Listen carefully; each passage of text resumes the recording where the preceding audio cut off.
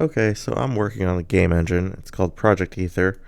And I initially had some recordings done, but then I ran into like some issues, so stuff got all messy. And I finally got back to just a really basic sort of game engine, and I've started working on structurizing it using. First off, I went with Obsidian, and I'm going to walk through the basic idea of the engine architecture.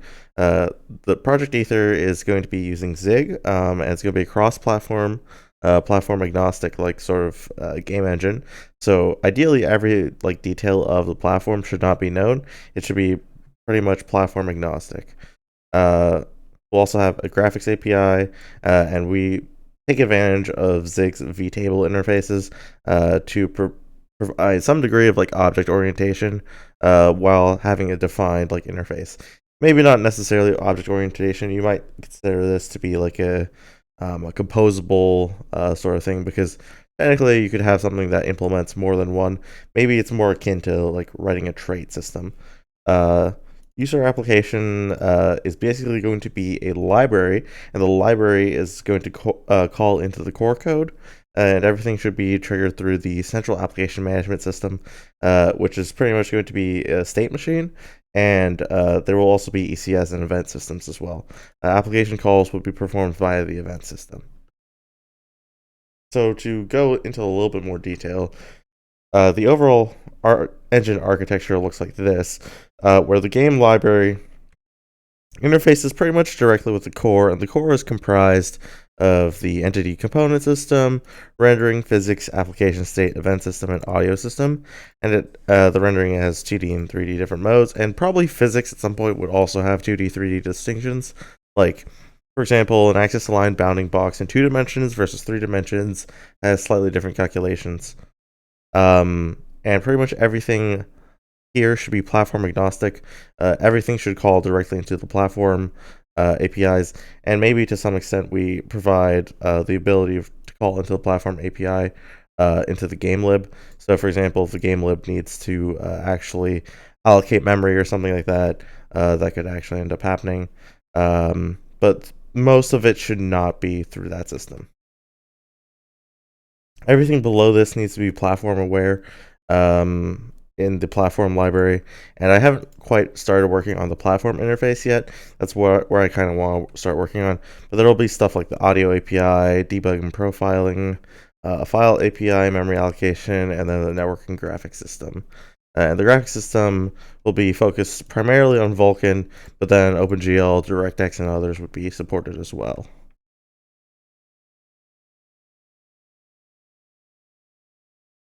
Going back to the project, we can actually look in like the graph view. This might be a little bit easier to look at as a directed graph. So the project points outwards towards the core, points towards being platform agnostic, and this is kind of just a documentation overview. The platform is basically abstracted into its own layer. Um, if we want to go look at some more specifics, the core code itself is divided into 3 main categories. There's the app and state system, which is implemented, the event dispatch system, and the entity component system. The app and state system is the actual center of the game engine. The application manages a state machine and transitions between each state on request, unloading the current state and starting the next state. There are 2 functions that the user gets to hook into. That's not quite correct. In the post implementation notes, there's actually just one application hook, and you pretty much are able to set the options of the game engine and then provide it a pointer to a state object. The states then communicate to the application to trigger state transitions and do individual things. And application provides a public interface via the vtable indirection. This allows the user to call a transition method to change the states, or the quit method to exit the application. Application provides a package public interface to the engine itself with other methods like run and stuff like that. States are complicated to create and destroy. It's facilitated through the util allocator, which basically means that the game engine owns all the memory. So this actually allows us to do a pattern where we can do a hot code reloading at some point, where we would just be able to say, okay, we're going to unload all the stuff that is tied to the game engine, and then we're going to reload the application DLL and then run it again. States are instantiated and defaulted, and the engine never knows anything about the underlying type other than the size of the type that you're giving it. This allows us to properly align the data and to allocate and free it. However, guarantees that allows us to guarantee we'll never be leaking any state and that the state is never invalid. The file is refactored into multiple files, and I have a small thing to do on handling the on-start failure. Since we are saying in the contract that there is that we're handling the memory for this, if on-start does fail, it should deallocate the actual allocated state and add to the documentation there. If we take a look at the core state machine, the basic idea is that we initialize the engine with an initial state and call an initial state transition, which calls the state on start method, and then during on start it calls update and render. These should be through events, but they're all able to communicate with each other. So on start, on update, render should be able to communicate, and then from these methods you could call state stack transition, and this would cause another event to call on stop, and then the state would get dropped and a new state would take its place.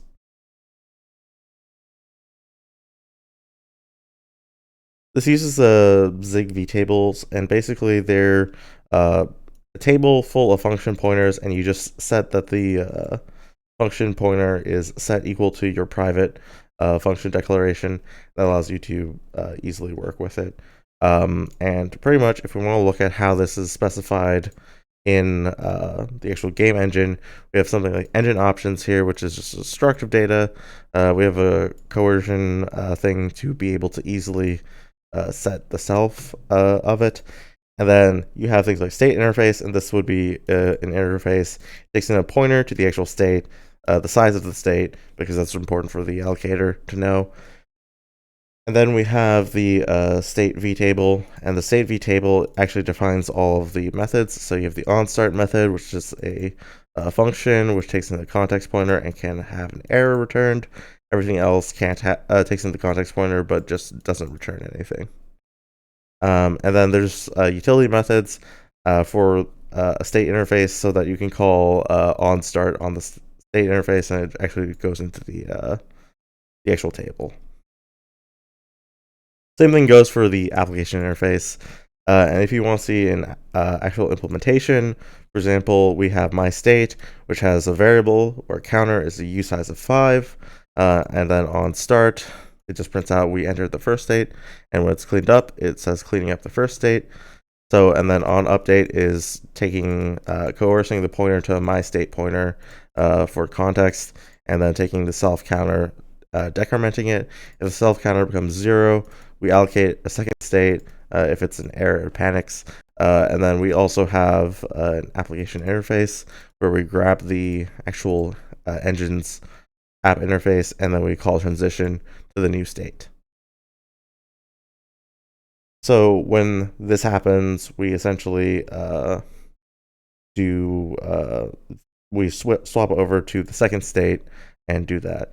And to reveal this, we use the public function interface, which just gives you the actual vtable interface itself, so that it can be called. And it goes with pointer, size of itself, and the table. Similarly, the app hook changes what the takes in an options object. It's able to change what's inside of it, allocate a new state, and then returns the state interface to be able to be used in the game engine. And then the second state defines a variable x, which is set to the initial value of 7. It reaches the second state, and then pretty much it goes ahead and will go through and does the same self x minus 1, and then once it hits 0, it calls application quit. And when that happens, it quits the actual game. And if we go into this, we call into the hook, we initialize the game engine, we enter the first state. This should say that we enter the first state twice. That's interesting. We reached the second state twice too.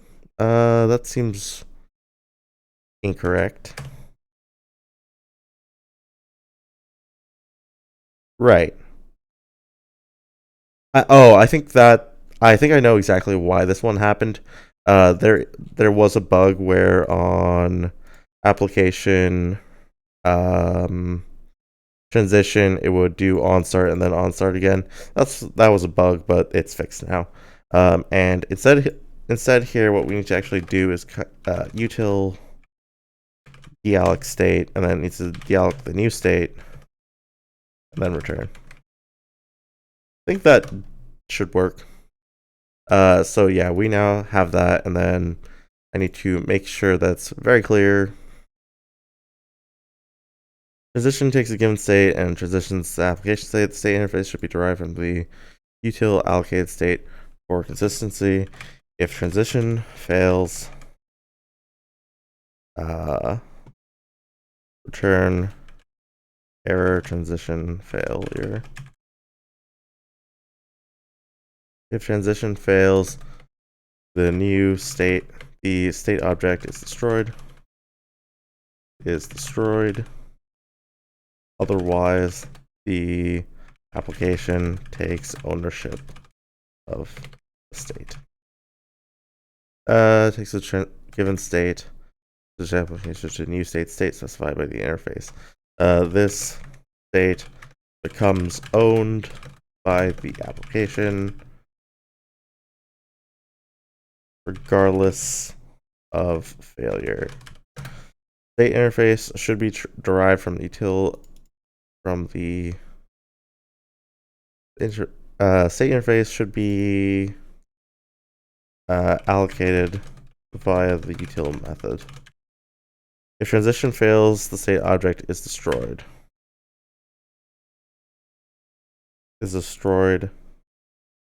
And an error returned.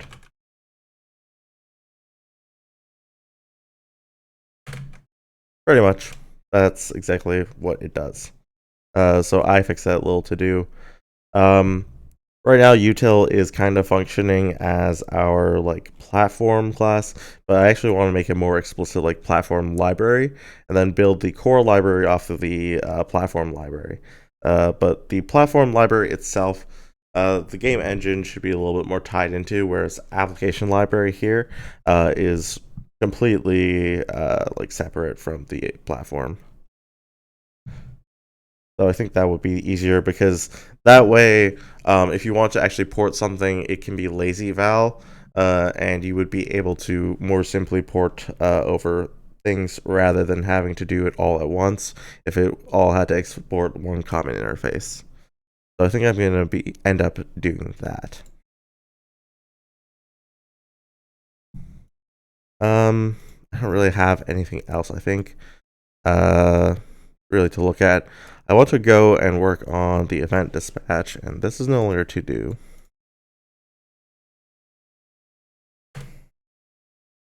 But yeah, I don't really have anything else to do on this for now.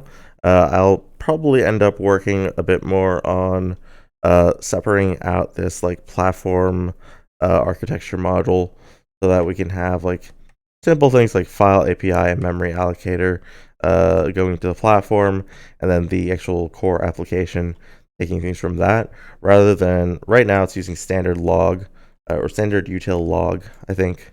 And that should just not be a thing. It should just be using a custom logger.